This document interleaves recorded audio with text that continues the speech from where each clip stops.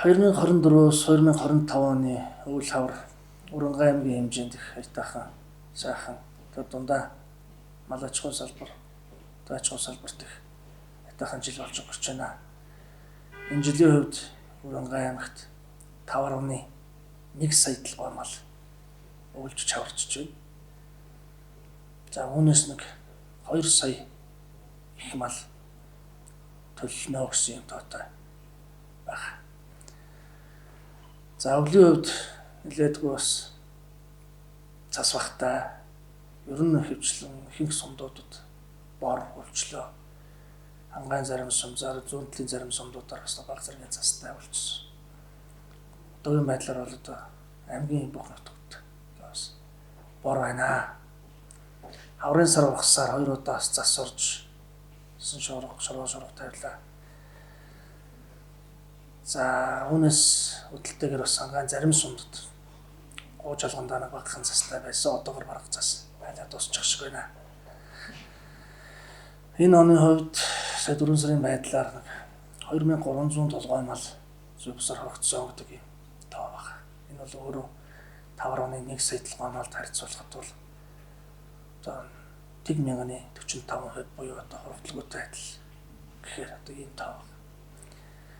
4 сар гарсаар малын төлөлт за инг 1500 орчим инг төлсөн. 950 орчим гүү төлсөн. 7100 орчим үнэ тоглосон. 352 орчим мянган эм хэн төлсөн. За мөн 225 мянга орчим ема төлсөн. Төлөлтийн хувьд за бод малын төлөлт бол нэг 3.5%тай. Бог малын төлөлт 32% байгаамаа. Төлөв боожлтын хувьд дунджаар 99.5%тай. Тэгэхээр сайн боожлттай ийм сайхан мэдээтэй байна. Сүүлийн шорон шургунаас болж бас их мал төлөв малын бас цаг хөндрөх янз байна. Говийн сумдуудыг ис тооцвол энэ хангай тал хэрийн сумдуудад бас мөргөө байдал үүсч эхэлж байна. Үл бор байсантай холбоотой ялангуяа адуу бас муудах, тэжээлэх байдал бий болж байна.